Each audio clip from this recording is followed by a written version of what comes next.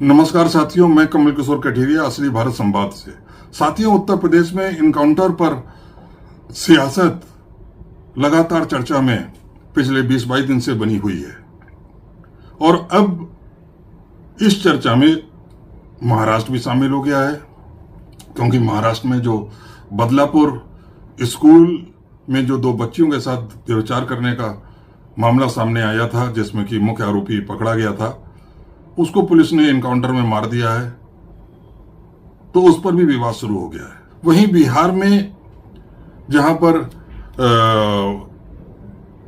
Bharatiya Janata party और JDU की गठबंधन की सरकार है, वहां पर जो भाजपा के कोटे से जो मंत्री हैं और एक विधायक, उन दोनों ने बिहार में अपराध पर लगाम लगाने के लिए उत्तर प्रदेश के एनकाउंटर के योगी मॉडल को लागू करने की मांग की और उनकी मांग को तुरंत जनता दल यूनाइटेड के कोटे से बने हुए मंत्री ने ठुकरा दिया और अपनी नाराजगी भी प्रकट कर दी और जेडीयू के प्रवक्ता ने भी उसको ठुकराया, उसे गलत बताया, इसलिए वो भी एक विवाद का विषय बन गया। साथियों, दरअसल ये पूरा मामला जो 20-22 दिन से चल रहा है, वे उत्तर प्रदेश से शुरू हुआ। ये मामला सुल्तानपुर आभूषण व्यापारी लूट के केस से जुड़ा हुआ था, जिसमें कि जो आरोपी थे उसमें जो सरगना था उसने सरेंडर कर दिया था पुलिस के सामने, लेकिन जो उसका एक साथी था जो कि उस सरगना के मुकाबले छोटा अपराधी था, मंगेश यादव, उसको पुलिस ने एनकाउंटर में मार दिया। मंगेश यादव के घर वालों का कहना था कि वह घर पर सो रहा था और 2 सितंबर की रात पुलिस उससे पूछताछ करने के बहाने ले गई और बाद में 5 सितंबर को यह खबर आई कि पुलिस से मुठभेड़ में वह मारा गया। और इसी के साथ मंगेश यादव की जाति को लेकर भी प्रश्न उठ गए। विपक्ष ने आरोप लगाया, खासतौर पे सपा प्रमुख ने आरोप लगाया कि जब सरगना को सरेंडर करने का अवसर दिया गया तो फिर एक जो कि बड़ा अपराधी था, तो फिर उसका जो साथी था जो कि छोटा अपराधी था, मंगेश यादव, उसको सरेंडर करने का मौका क्यों नहीं दिया गया? क्या केवल इसलिए कि वो यादव है और जो सरगना था वो ठाकुर था? बाद में इस जाति के सवाल का और लोगों ने भी समर्थन किया। लोकसभा में विपक्ष के नेता राहुल गांधी ने भी इस सवाल का समर्थन किया। दरअसल ये जाति को लेकर जो एनकाउंटर पर सवाल उठते हैं, ये पहली बार उत्तर प्रदेश में नहीं उठे हैं। इससे पहले कानपुर देहात में बिकरू कांड का जो दुर्दांत अपराधी था विकास दुबे, उसे भी जब एनकाउंटर में पुलिस ने मारा तो उस समय भी उस एनकाउंटर को भी जाति के सवालों के घेरे में खड़ा किया गया और उसके एनकाउंटर को ब्राह्मण जाति के उत्पीड़न से जोड़ा गया। जहां तक मंगेश यादव का सवाल है, तो यहां जाति का सवाल उठने का एक बहुत बड़ा कारण मुख्यमंत्री योगी आदित्यनाथ जी के खुद के बयान भी रहे हैं, जिसमें से एक बयान उनका प्रदेश विधानसभा में दिया हुआ था कुछ दिन पहले, जब लखनऊ में बहुत बारिश हो रही थी और एक जगह पानी भर गया था और वहां पर एक युवा दंपति अपनी मोटरसाइकिल से जा रहे थे। उन्होंने जब उस एरिया को पार करने की कोशिश करी तो 14-15 लड़कों ने उनको घेर लिया, उनके ऊपर पानी फेंका और अभद्र व्यवहार करने का प्रयास किया। बाद में वो 14-15 लड़के सभी गिरफ्तार हुए, लेकिन जब मुख्यमंत्री योगी आदित्यनाथ ने विधानसभा में उनके नाम बताए तो जबकि उनमें सवर्ण जातियों के लोग भी शामिल थे, लेकिन उन्होंने सबके नाम न लेकर केवल 2 लोगों के नाम लिए, एक मुस्लिम युवक का नाम लिया और दूसरा यादव का नाम लिया। तो उससे यह संदेश गया कि उनको मुस्लिम और यादव से कुछ ना कुछ परेशानी है। वहीं पर उन्होंने ये भी बयान दे दिया कि अब इन लोगों के ऊपर सद्भावना ट्रेन नहीं चलेगी बल्कि बुलेट ट्रेन चलेगी। वो वैसे भी पहले भी हमेशा मिट्टी में मिला दूंगा, ठोको आदि जैसे बयान देते रहे हैं। खैर, जहां तक महाराष्ट्र का सवाल है, महाराष्ट्र में बदलापुर स्कूल में मासूम बच्चियों के साथ यौन शोषण का मामला अभी कुछ दिन पहले हुआ था। वहां काफी धरना प्रदर्शन हुआ था। उसमें जो आरोपी था अक्षय शिंदे, वो गिरफ्तार हो गया था। अभी 2 दिन पहले जब पुलिस उसको तलोजा जेल से बाहर निकालकर दूसरी जगह ले जा रही थी तो खबर आई कि वो पुलिस से इनकाउंटर में मारा गया। पुलिस की कहानी के अनुसार उसने अचानक पुलिस से उनका रिवॉल्वर छीन लिया और छीनकर उन पर गोली चलाई। जवाब में आत्मरक्षा में पुलिस ने भी गोली चलाई, जिसमें कि अक्षय शिंदे के सिर में गोली लगी, वो मर गया। अब चूंकि अक्षय शिंदे हथकड़ी, उसके हाथों में हथकड़ी लगी हुई थी, तो ये सवाल उठा कि आखिर हथकड़ी में लगा हुआ, हथकड़ी पहने हुआ कोई व्यक्ति पुलिस से कैसे हथियार छीन सकता है और उसके होल्स्टर से रिवॉल्वर कैसे निकाल सकता है।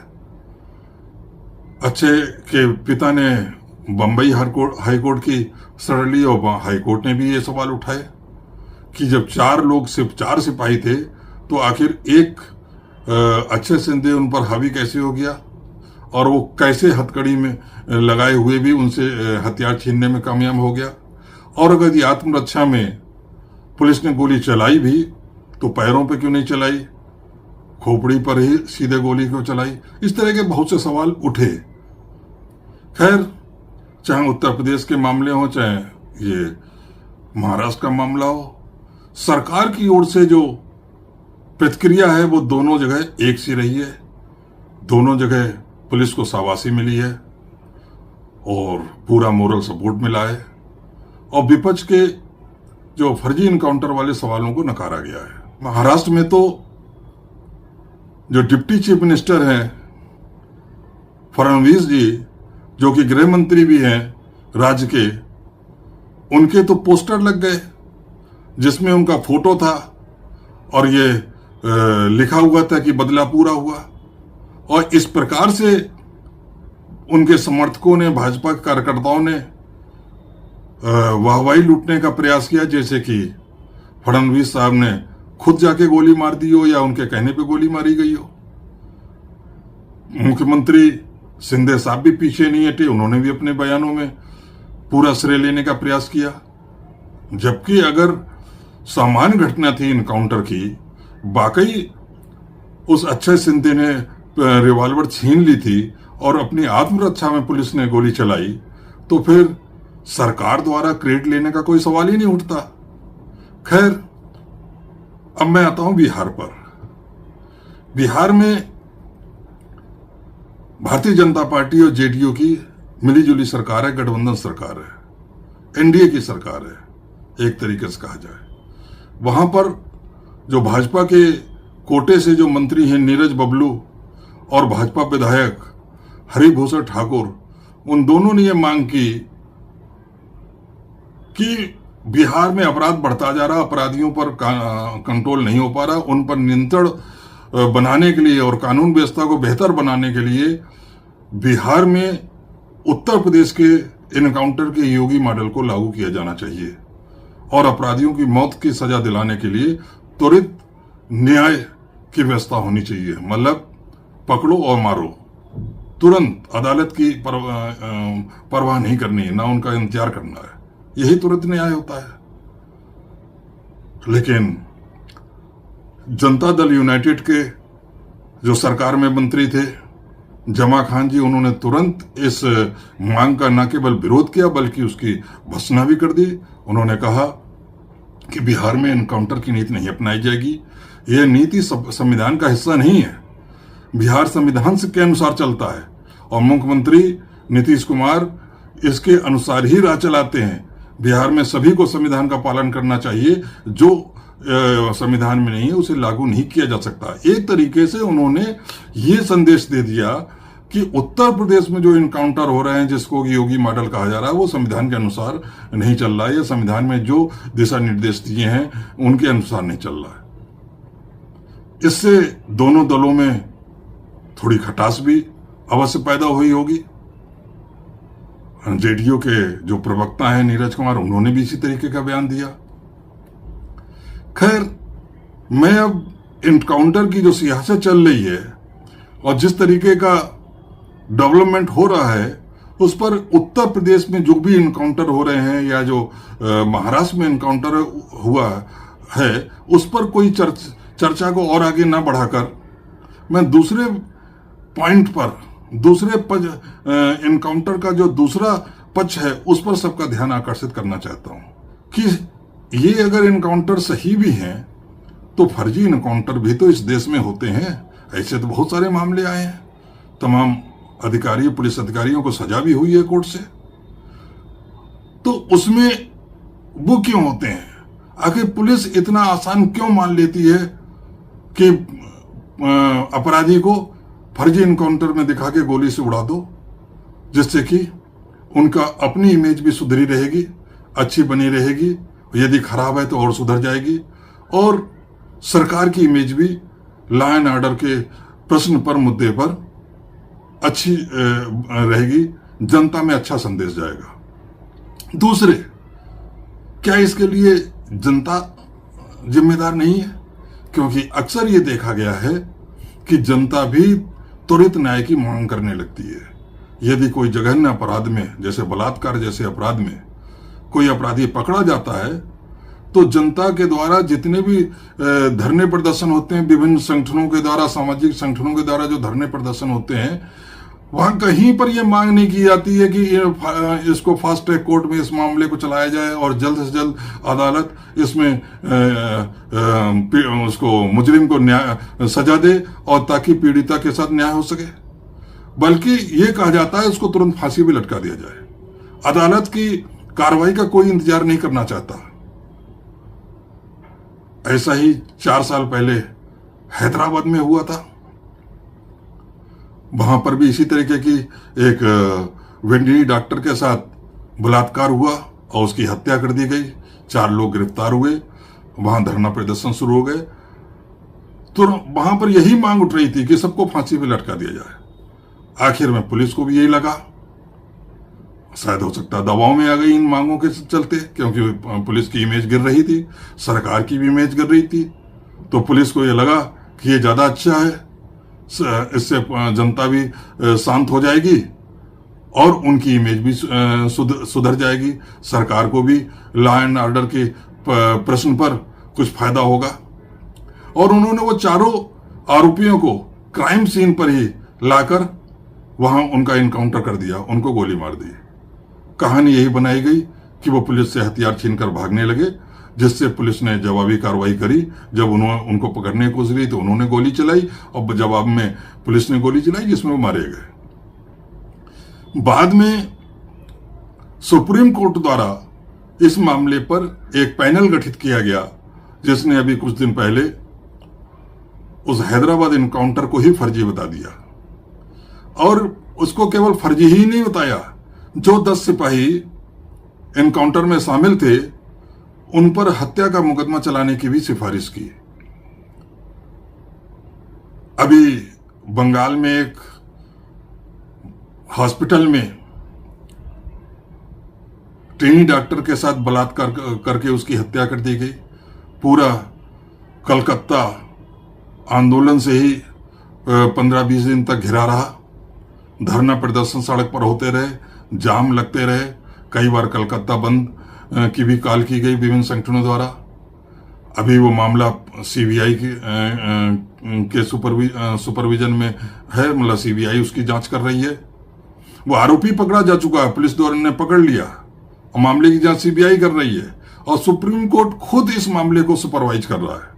उसके बावजूद जितने भी धरना प्रदर्शन हो रहे थे उसमें यही मांग की जा रही थी कि आरोपी को फांसी दो। मतलब कोई भी ये मांग नहीं कर रहा था कि फास्ट ट्रैक अदालत में इस मामले को पर मुकदमा चलाया जाए और जल्दी जल्दी सारी कार्रवाई पूरी की जाए। अदालत जो है आरोपी को सजा दे ताकि पीड़िता को इंसाफ मिले। सारे लोग यही मांग कर रहे थे कि आरोपी को फांसी पर चढ़ाया जाए, लेकिन यहां हमें दाद देनी होगी ममता बनर्जी मुख्यमंत्री बंगाल की, कि ममता बनर्जी मतलब जो पश्चिम बंगाल की मुख्यमंत्री हैं और उनकी पुलिस, कलकत्ता पुलिस, उन दोनों पर इतना जबरदस्त दबाव था। पुलिस कमिश्नर को अपने पद से इस्तीफा देना पड़ा था, दूसरा पुलिस कमिश्नर उस पद पर आया था।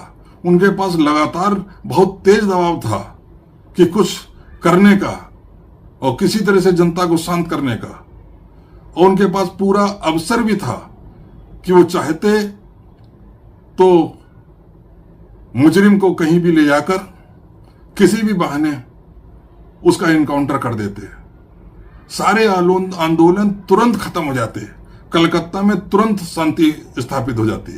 लेकिन ममता बनर्जी ने कानून को अपने हाथों में लेने के बजाय अदालत के द्वारा सजा हो इस बात का इंतजार किया।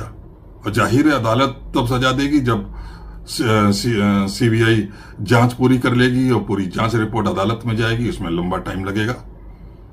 लेकिन किसी ने उनकी इस बात की तारीफ नहीं करी कि उन्होंने फर्जी इनकाउंटर में मुजरिम को मारकर जनता को शांत करने के बजाय कानून का रास्ता अपनाया कि कानून ऐसे मामलों में क्या कहता है। इसलिए जनता को भी अपनी जिम्मेदारी समझनी चाहिए। जो सामाजिक संगठन, मानवाधिकारों से जुड़े हुए संगठन देश में चलते हैं, जो ऐसे मौकों पर आंदोलन करने के लिए सड़क पे आते हैं, उनको भी इस बात पर ध्यान देना चाहिए कि जो त्वरित न्याय, इमीडिएट जस्टिस का जो डिमांड होती है उनकी ओर से, वो कानून के हिसाब से गलत है। संविधान में ऐसी इमीडिएट जस्टिस या त्वरित न्याय की कोई व्यवस्था नहीं है।